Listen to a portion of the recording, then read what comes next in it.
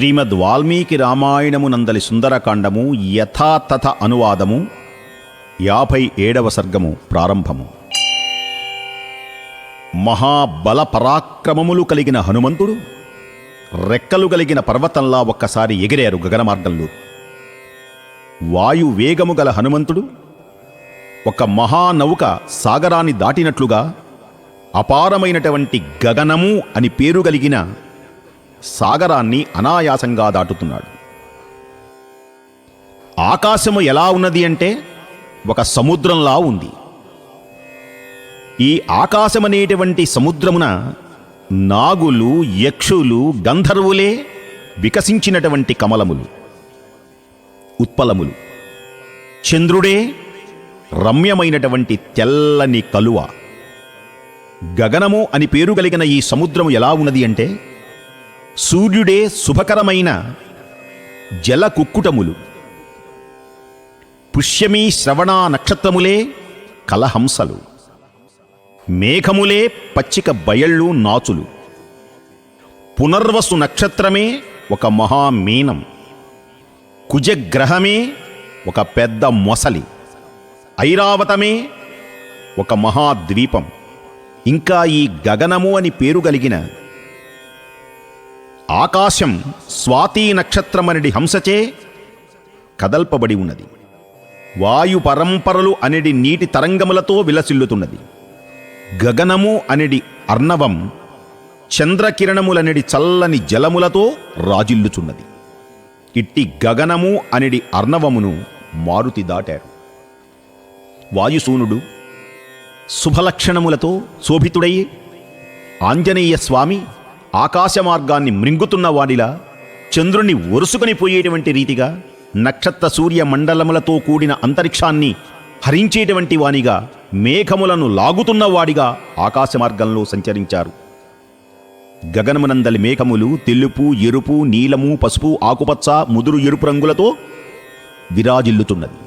మాటి మాటికి మేఘములలో ప్రవేశించుచు బయటికి వస్తూ హనుమంతుడు ఎలా ఉన్నాడు అంటే మబ్బుల చాటున దాగి పదే పదే తొంగి తొంగి చూస్తూ చాటు చాటుకు వెళుతున్న ఒక చందమామ ఎలా ఉంటాడో అలా ప్రకాశించారు స్వామి.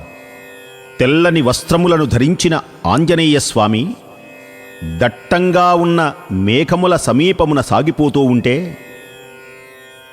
ఆకాశంలో ఒక్కొక్కప్పుడు కనపడుతూ మరొకప్పుడు కనబడకుండా దోబూచులాడుచున్న చంద్రునిలా గోచరించారు. వాయుసూనుడు పదే పదే మేఘ సమూహములను చీల్చుచూ బయటికి వస్తున్న సమయంలో గరుత్మంతుల్లా భాసించారు. మేఘ గర్జనల వలె గంభీరనాదమును అనర్చి హనుమంతుడు మహాధ్వనిని కావించి ప్రముఖ రాక్షసులను హతమరచి తన పేరును పదే పదే చెప్పుకుంటున్నారు గగన మార్గంలో. నేను రామబంటును, రామబంటును, నా పేరు హనుమంతుడు, హనుమంతుడు అని పదే పదే చాటుకుంటూ గగన మార్గంలో పయనించారు స్వామి. మిక్కిలి తేజస్సాలి అయిన మారుతి లంకానగరమును అస్తవ్యస్తమనర్చి రావణునకు మనోవ్యధను కలిగించారు. ఘోరమైన రాక్షస బలమును చీల్చి చెండాడాడు. సీతాదేవికి పాదాభివందనం కావించి మహాసముద్రము మీరుగా మరల విచ్చేస్తూ ఉన్నారు స్వామివారు. మహావీరుడు, గొప్ప శక్తిశాలి అయినటువంటి హనుమంతుడు మార్గమధ్యమున మైనాక పర్వతమును స్పృశించి వింటి నారి నుండి విడబడిన బాణము వలె అతి వేగంగా ఉత్తర దిశగా పయనమైనారు. ఆ వానరోత్తముడు మేఘ సదృశ్యమైన మహేంద్రగిరి పర్వతాన్ని అల్లంత దూరాన చూచారు. ఆనందం కలిగింది. తను చేరవలసింది మహేంద్రగిరి పర్వతానికే. అదిగో మహేంద్రగిరి పర్వతం ఒళ్ళు పులకరించింది. తన రాక తనకంటే ముందుగా తెలియచేయాలి అని మహేంద్రగిరి పర్వతం మీద నిరీక్షిస్తున్న వానర వీరులకు తన రాక గుర్తింపు తెలియచేయాలి అనే భావనతో గంభీరమైనటువంటి నాదాన్ని చేశారు. హో హో హో హో అని దశ దిశలు వ్యాపించింది ఆ నాదం. కపివరుడు సముద్రము యొక్క ఆవలి తీరమునకు చేరి మిత్రులను దర్శించుటకై ఒబలాటపడుచున్నవాడై గర్జన చేశారు స్వామి. వాలమును అటూ ఇటూ తిప్పారు. గరుత్మంతుడు సంచరించేటువంటి ఆ నభో మార్గమున గర్జనలు కావిస్తున్న ఆ హనుమంతుని మహాధ్వనులకు సూర్యమండలము సహితముగా ఆకాశం కూడా ఒక్కసారి బ్రద్దలవుతున్నదా అన్నట్లుగా వినిపించింది.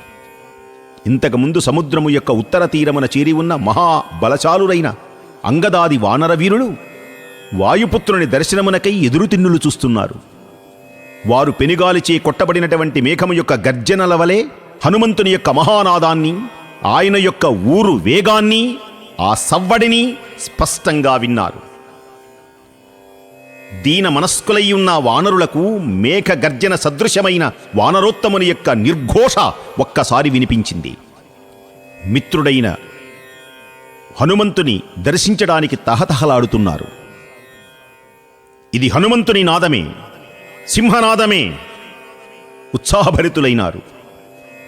వారిలో అనుభవజ్ఞుడైనటువంటి జాంబవంతుడు కూడా ముందుకు వచ్చి, విన్నారా విన్నారా, ఆ నాదము ఊరక చేయడు ఇంతటి నాదము, సీతను కనుగొని ఉండుట ఖాయము, అది మారుతి చేసిన సింహనాదము అని వానరులందరూ దగ్గరికి పిలిచి పలికాడు.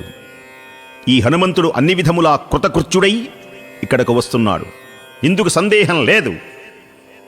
వెళ్ళిన కార్యము సఫలమే అయినది. అందుచేతనే ఆనందంతో తన రాక తెలియచేయడానికి మహానాదం చేశాడు. అడుగో అడుగో ఆంజనేయ స్వామి!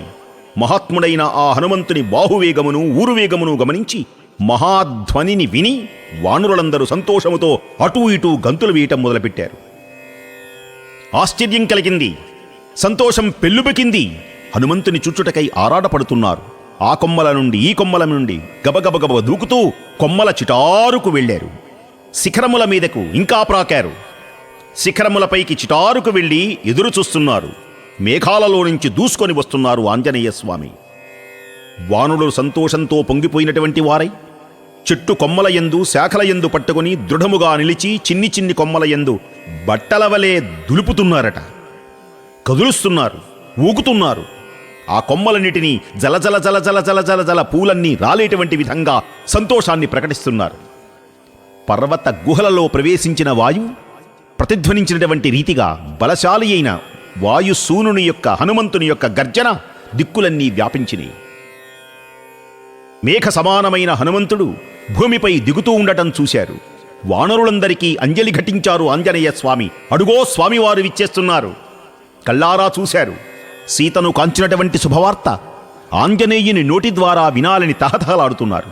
స్వాగతం పలుకుతున్నారు. మిక్కిలి శక్తిమంతుడు, శైల సమానుడు అయినటువంటి హనుమంతుడు వృక్షములతో ఆవహించి ఉన్న ఆ మహేంద్రగిరి శిఖరముపై ఒక్కసారి అలా అడుగుపెట్టారు.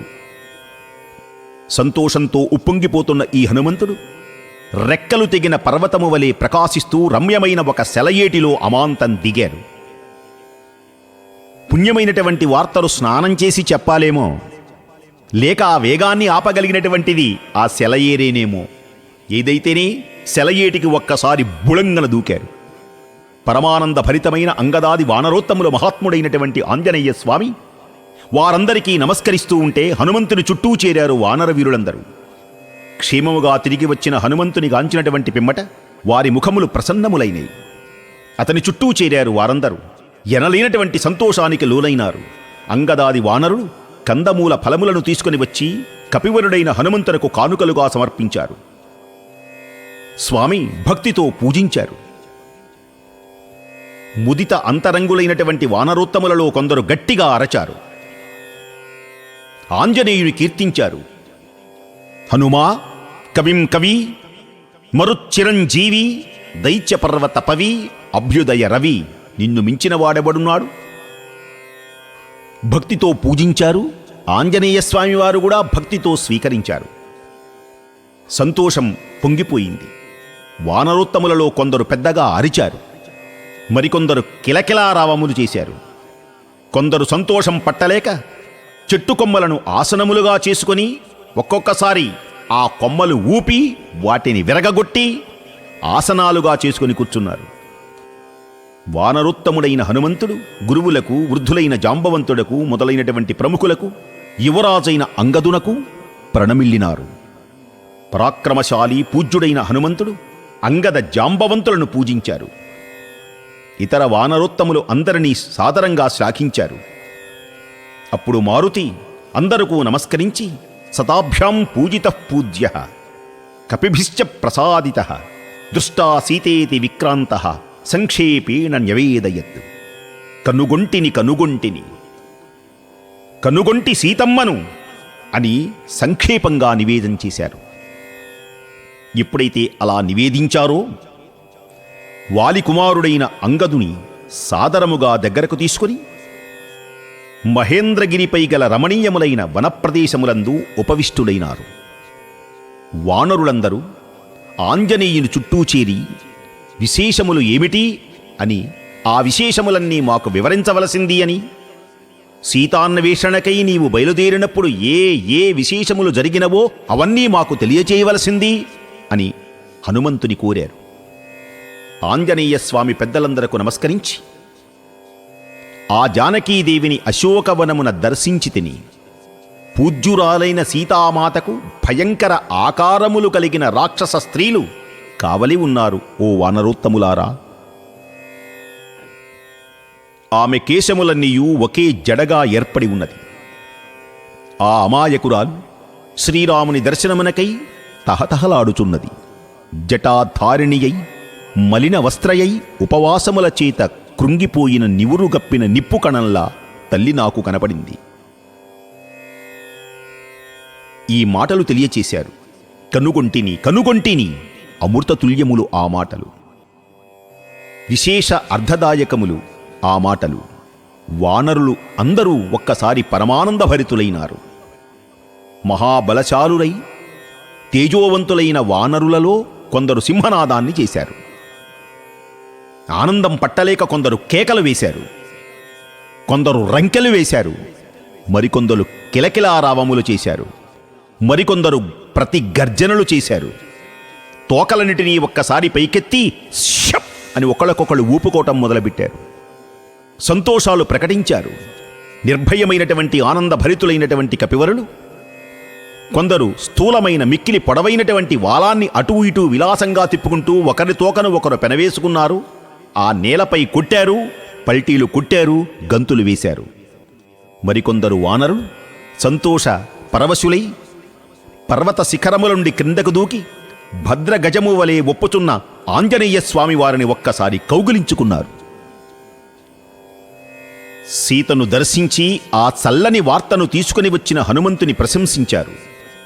అంగదుడు ఆ వానర వీరులందరి సమక్షమున సాదరముగా ఇలా అంటున్నాడు: ఓ మారుతి, బలపరాక్రమములయందు నీతో ఎవ్వరూ సమానులు కాజాలరు. నీవు అపారమైన ఈ సాగరమును లంఘించి తిరిగి వచ్చావు. ఓ వానరోత్తమా, నిజముగా మా ప్రాణములను కాపాడిన పుణ్యాత్ముడవు నీవే. నీ అనుగ్రహము వలననే కృతార్థులమై మేమందరము శ్రీరాముని చేరగలుగుచున్నాము. అహో అహో, ఏమి నీ స్వామి భక్తి అపూర్వమైనది! నీ పరాక్రమము, నీ ధైర్య సాహసములు కొనియాడదగినవి. సాధ్వీ శిరోమణి అయిన రామపత్నియగు సీతాదేవి జాడ తెలియుట, కనబడుట వాస్తవముగా మన అదృష్టమే. ఇది జానకీదేవి ఎడబాటు వలన కలిగిన శోకమును శ్రీరాముడు త్యజించగలడు. ఇది మన భాగ్యఫలం. పిమ్మట వానరులు అంగద హనుమ జాంబవంతుల చుట్టూ చేరి మిక్కిలి సంతసించినటువంటి వారై పెద్ద పెద్ద శిలలపై ఆసీనులైనారు. హనుమంతుడు సముద్రమును లంఘించుట, లంకను కాల్చుట, సీతాదేవిని దర్శించుట, రావణుని కలియుట మున్నగ విషయములను వినాలి అని కోరిక కలిగిన వారై వానరోత్తములందరూ విపులములైన పర్వత శిలలపై కూర్చున్నారు. హనుమంతుని వచనములకై కుతూహలపడుతూ చేతులు రెండు జోడించి ఏకాగ్ర చిత్తులై వినయ విధేయతలతో వింటున్నారు స్వామివారు చెబుతున్న మాటలు.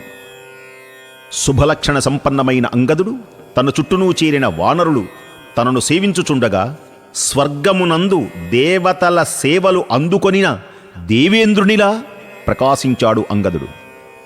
ధీశాలిగా వాసికెక్కినవాడును, మహాపరాక్రమవంతుడుగా పేరుగాంచిన హనుమంతుడు భుజకీర్తులతో శోభిల్లుచున్న అంగదుడును అధిష్ఠించి ఉండగా సమున్నతమైన మహాశిఖరాగ్రమున చక్కని శోభలతో తేజరిల్లుతున్నారు. ఆంజనేయుని పలుకులకై వినయ విధేయతలతో చేతులు రెండు జోడించి నిశ్శబ్దత పాటించి శ్రద్ధగా వినుచున్నారు. ఇది శ్రీమద్ వాల్మీకి రామాయణమునందలి సుందరకాండము యథాతథ అనువాదము 57వ సర్గము సమాప్తము.